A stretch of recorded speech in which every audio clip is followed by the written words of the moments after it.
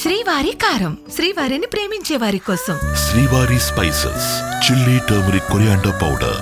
శ్రీవారి కారం, శ్రీవారిని ప్రేమించే వారి కోసం.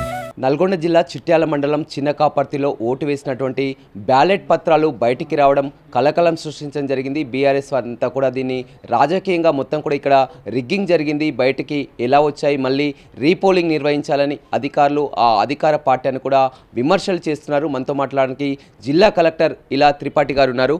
మేడం, అసలు ఓటు వేసినటువంటి బ్యాలెట్ పత్రాలు బయటికి రావడం నిన్నటి నుంచి కూడా చూస్తున్నాం, అక్కడ ఆందోళనలు చూస్తున్నాం. అసలు ఏం జరిగింది పూర్తిగా ఒక బిగ్ టీవీకి ఒక క్లారిటీ ఇచ్చే ప్రయత్నం. రమేష్ గారు, సో మేము స్టార్టింగ్ నుండి స్టార్ట్ చేస్తాము మొత్తం ఘటనాక్రమం ఏంటి అనేది. సో నిన్న రాత్రి 6-7 మధ్య మాకు ఈ సమాచారం వచ్చింది. సమాచారం మా దృష్టికి రాగానే మేము అక్కడ ఆర్డీఓ గారు, మా స్థానిక ఆర్డీఓ అశోక్ రెడ్డిని అక్కడికి పంపడం జరిగింది. ఆ సమయంలో ఆల్రెడీ అక్కడ మా ఎంపీడీఓ స్టేజ్ 2 ఆర్ఓ ప్లస్ దానికి సంబంధించిన ఉన్న కౌంటింగ్ స్టాఫ్ని కూడా అక్కడ ఆర్డీఓ గారి సమక్షంలో వారందరినీ పిలవడం జరిగింది. ఈ చిన్న కాపర్తి విషయంలో యాక్చువల్ పోలింగ్ జరిగింది ZPHS school premises class 8లో.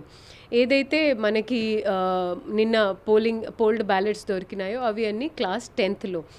So యాక్చువల్గా ఏమైందంటే ఆ మొత్తం ఎలక్షన్ ప్రక్రియ కానివ్వండి, పోలింగ్ ప్రక్రియ కానివ్వండి, అబ్జర్వర్ గారికి తెలియజేసిన తర్వాత గెలిచిన అభ్యర్థిని డిక్లేర్ చేసిన తర్వాత అక్కడ ఉన్న కౌంటింగ్ ఏజెంట్స్ వారి సంతకాలు అవి అన్నీ తీసుకొని తర్వాత మొత్తం ప్రక్రియ అయిపోయిన తర్వాత బ్యాలెట్ పేపర్ అకౌంట్ని మ్యాచ్ చేసుకొని తర్వాత, ఇది మీరు గమనించాలి, బ్యాలెట్ పేపర్ని కూడా మ్యాచ్ చేసిన తర్వాత ఎల్హెచ్ఎస్ ఆర్హెచ్ఎస్ మ్యాచ్ చేసుకొని తర్వాత ఇది మన కౌంటింగ్ టేబుల్ అనుకోండి.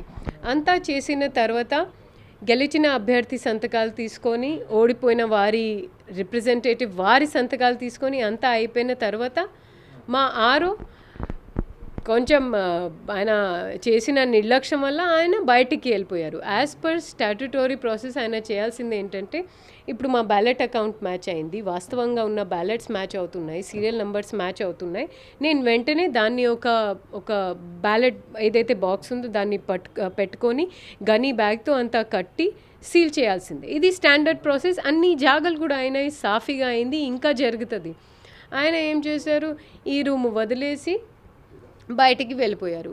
ఈ మధ్య అక్కడ ఉన్న పోల్డ్ బ్యాలెట్స్ని కొందరు మిస్క్రియంట్ కావాలని చేశారా, ఎలా చేశారు అనేది వాళ్ళు తీసుకొని అక్కడి నుంచి వెళ్ళారు.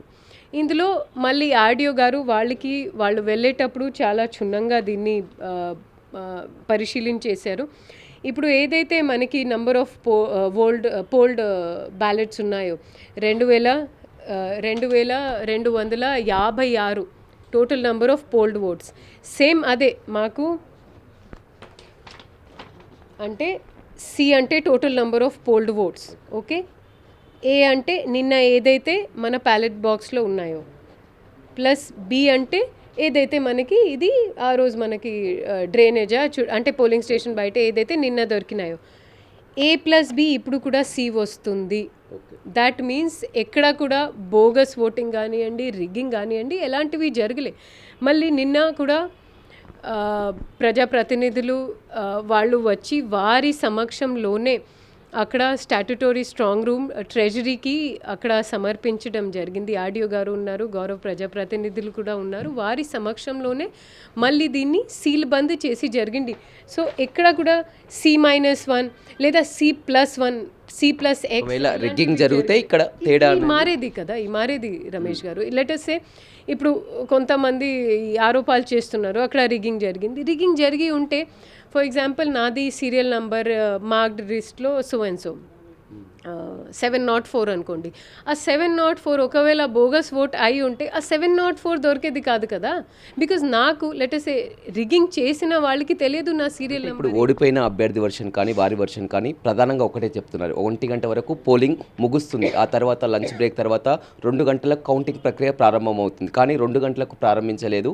ఓన్లీ అధికారులు కలిసి కూడా ఏవైతే ఉన్నాయో ఈ డమ్మీ బ్యాలెట్స్తో కూడా పెట్టేసేసి ఒరిజినల్ ఇట్లా తీసేసి 4 గంటలకు తర్వాత కౌంటింగ్ చేశారు. ఎవరిని కూడా లోపలికి అనుమతించలేదని ఒక ప్రధానమైన అందులో కూడా మేము చెప్పేది ఒక మాట రమేష్ గారు, ఇది అంతా పోలింగ్ 1 వరకు జరిగింది. యాక్చువల్లీ కొంచెం 120 అయింది చిన్న కాపర్తిలో. 120 అయ్యేటప్పటికీ కూడా ఏదైతే ఒక 1 అవర్ మేము బ్రేక్ ఇస్తాము. యాక్చువల్గా 2కి స్టార్ట్ అవ్వాల్సిందే, ఒక 10 మినిట్సే లేట్ అయింది, 4 వరకు స్టార్ట్ కాలే. మీకు కూడా తెలుసు ఇది డిక్లేర్ అయింది. లేదా అబ్జర్వర్ గారు కూడా ఉన్నారు, అబ్జర్వర్ గారు కూడా వెబ్ కాస్టింగ్లో అంతా చూశారు. ఎక్కడ కూడా కౌంటింగ్ లేట్ అవుతూ ఉంటే వారి దృష్టిలో ఇది వచ్చేది. అండ్ ఇవి అన్నీ మనం రెట్రోస్పెక్టివ్గా ఏదైనా మాట చెప్పుకోవచ్చు అండి.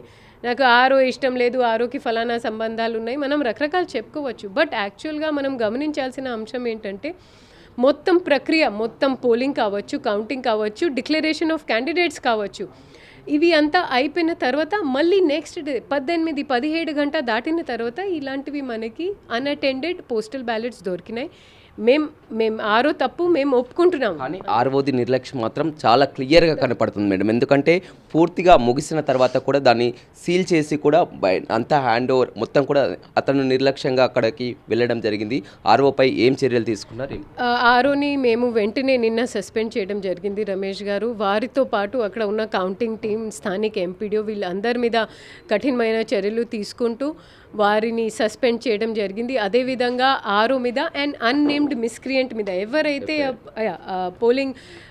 పోల్డ్ బ్యాలెట్స్ పేపర్ మొత్తం ప్రక్రియ ముగిసిన తర్వాత అంటే బయటకు తీసుకుపోవడం అంటే ఇది ఉద్దేశపూర్వకంగానే కదా. సో వారి మీద కూడా ఎఫ్ఐఆర్ నమోదు చేయడం జరిగింది. 2 ఎఫ్ఐఆర్స్ 135, 136 ఆఫ్ ఆర్పీ యాక్ట్ కింద వారి మీద కూడా యాక్షన్ తీసుకోవడం జరిగింది. ఎస్ఈసి మేడం గారికి కూడా ఈ రిపోర్ట్ సమర్పించడం జరిగింది. వారు కూడా ఇది పోస్ట్ పోల్ తప్పు అని వారు కూడా ఒప్పుకుంటున్నారు. అండ్ మళ్ళీ మనకి 2 ఫేజెస్లో, ఫేజ్ 2 కావచ్చు, ఫేజ్ 3లో కావచ్చు, అభ్యర్థులు కావచ్చు, జనాలు కావచ్చు, వాళ్ళకి కూడా మేము భరోసా ఇస్తున్నాము. ఇలాంటివి అవకతాలు ఏదైతే జరిగినాయో చేసిన వాళ్ళ మీద కఠిన చర్యలు ఉంటుంది, క్రిమినల్ యాక్షన్ ఉంటుంది. అదేవిధంగా నెక్స్ట్ ఫేజ్ 2, ఫేజ్ 3లో మేము చాలా మటుకు కౌంటింగ్ సెంటర్స్లో ఆల్మోస్ట్ 100% దాంట్లో వెబ్ కాస్టింగ్ సీసీటీవీ చేస్తూ అక్కడ ఇంకా ఫ్రిస్కింగ్ పెడుతూ మేము ఫేజ్ 2, ఫేజ్ 3 సాఫీగా చేసుకోవడానికి. రైట్ మేడం, మీరు అన్నట్టు కూడా ఎందుకంటే ఇదంతా ఒక చిన్నకాపర్తి నల్గొండ జిల్లానే కాదు, సెకండ్ ఫేజ్, థర్డ్ ఫేజ్ జరగాల్సింది. అంతా కూడా ప్యానిక్, మొత్తం ఏమో జరిగిపోతుంది, అంతా కూడా అధికార పార్టీ అధికారులంతా కూడా ఏమో ఒక క్లారిటీ మీరు ఇచ్చి. అదే ప్యానిక్ ఏం కాదు రమేష్ గారు. మనకి దీంట్లో ఒక పాయింట్ ఏంటంటే, సరే నేను ఆఫీసర్గా ఎక్కువ కమెంట్ చేయను ఆన్ అదర్ ఇష్యూస్, బట్ మొత్తం ప్రక్రియ ముగిసింది, అది మనం గమనించాల్సిందే. డిక్లరేషన్ ఆఫ్ క్యాండిడేట్ మనకి 224 సెక్షన్ ఆఫ్ తెలంగాణ పంచాయతీరాజ్ యాక్ట్లో ఏముంది, ఒక్కసారి డిక్లేర్ అయిన తర్వాత, ఇప్పుడు నేను మనం 2 అభ్యర్థులు ఉన్నాము, నేను గెలిచాను, మీరు ఓడిపోయారు, ఈ రిజల్ట్ నాకు వద్దు, రిగ్గింగ్ అయింది, మీరు ఇక్కడ నుంచి వెళ్ళిపోవాలి. మీరు ఎందుకు సంతకం పెట్టారు? రిగ్గింగ్ అయి ఉంటే మీరు సంతకం ఎందుకు పెట్టారు మేము అడిగేది. బట్ ఆ రోజు అంతా సాఫీగా జరిగింది, మీ సమక్షంలో, మీ ఏజెంట్ సమక్షంలోనే జరిగింది. మీరు సంతకం పెట్టారు, సంతకం పెట్టి మా అక్కడ ఉన్న ఫామ్ 29 ఇచ్చారు గెలిచిన క్యాండిడేట్కి. ఇవి అంతా ప్రక్రియ కదా. రిగ్గింగ్ అయి ఉంటే మీరు అప్పుడైనా మాకు చెప్పాల్సి ఉండే. సో సరే, బయట వాళ్ళు ఏది చెప్పినా ఐఎమ్ టెల్లింగ్ యూ ఫ్యాక్ట్స్ ఏంటంటే రిగ్గింగ్ జరగలే, తప్పు, బి, అండ్ మేము వాళ్ళ మీద కఠినమైన శిక్షణ తీసుకుంటున్నాము. రీపోల్, రిగ్గింగ్ అవి అన్నీ ప్రసక్తియే లేదు, స్ట్రాంగ్ రూమ్ని ముట్టుకునే ప్రసక్తియే లేదు. అది ఏదైనా సరే ఓన్లీ అండ్ ఓన్లీ ఇఫ్ ఒక ఈపీ ఉంటే, ఒక కోర్ట్ ఆఫ్ లా ఉంటేనే మేము ఈ A+B+C ఓట్స్ని మేము ముట్టుకునే మాకు అయినా జిల్లా ఎన్నికల అధికారికి హక్కు ఉంటుంది. రేపు 2వ విడత జరగబోతుంది, ఎలా? అదేవిధంగా 3వ విడత మిగిలే ఉంది, ఎలా? సో మేము అంతా రెడీ ఉన్నాము. ఈరోజు మేము మడుగులపల్లి డిస్పాచ్ రిసెప్షన్ సెంటర్ కూడా సందర్శించడం జరిగింది. ఎంపీడీఓస్తో కూడా నిన్న రాత్రి టెలికాన్ఫరెన్స్ పెడుతూ ఈరోజు కూడా స్టేజ్ 2 ఆ రోజుతో ప్రత్యక్షగా వారితో వీసీ కూడా ఏర్పాటు చేస్తున్నాము. Most of the teams already వాళ్ళు బయలుదేరి ఉన్నాయి. ఫర్ ఎగ్జాంపుల్ మడుగులపల్లిలో ఉన్న పాముల పహాడ్ కావచ్చు, అదేవిధంగా మనకి నిదమనూరులో ఉన్న కుక్కడం కావచ్చు, ఇలాంటివి దూరం ప్లస్ పెద్ద పెద్ద జీపీల కోసం మేము ప్రత్యేక ఒక ఎంఆర్ఓని, హెచ్ఓడీస్ తిరుమలగిరి సాగర్ మండలాని కోసం మేము ప్రత్యేకగా జిల్లా స్థాయి నుంచి డిఆర్డిఓ గారిని, నిదమనూరు కోసం సిఓజెడ్పీ గారిని అక్కడ ప్రత్యేక అధికారిగా కూడా నియమించడం జరిగింది. మేము మా ఆర్ఓస్కి, ఎంపీడీఓస్కి కూడా హెచ్చరించడం అండ్ చాలా గట్టిగా వాళ్ళకి వార్నింగ్ కూడా ఇవ్వడం జరిగింది. మొత్తం స్టాట్యుటరీ ప్రక్రియ అయ్యేంత వరకు RO is the custodian of postal ballot అన్నమాట, పోల్డ్ బ్యాలెట్స్.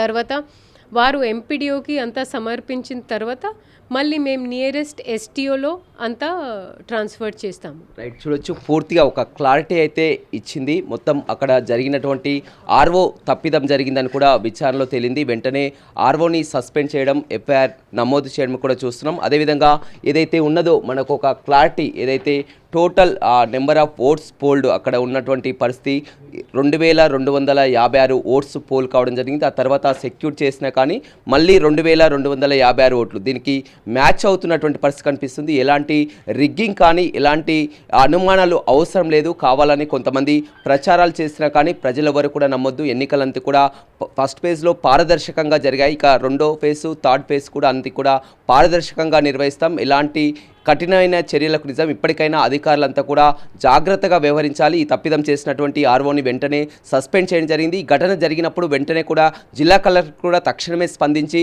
ఆర్డీఓ అశోక్ రెడ్డిని కూడా అక్కడ విచారణ అధికారిగా పంపించడం జరిగింది. వారందరి సమక్షంలో మళ్ళీ పంచనామా కూడా అన్ని సిద్ధం చేసినటువంటి పరిస్థితి కనిపిస్తుంది. ఎప్పటికప్పుడు కూడా ఫాలో అవుతున్నటువంటి పరిస్థితి కనిపిస్తుంది. ఎఫ్ఐఆర్ నమోదు కానీ అదేవిధంగా టోటల్ ఆఫ్ ఒక క్లారిటీ ఇచ్చే ప్రయత్నం అయితే చేసింది. ఇప్పటికైనా ప్రజలు ఎవరు కూడా అంతా కూడా వీటిని నమ్మొద్దని, అక్కడ జరిగినటువంటి తప్పిదాన్ని కూడా పూర్తిగా బిగ్ టీవీ ద్వారా జిల్లా కలెక్టర్ చెప్పడం జరిగింది.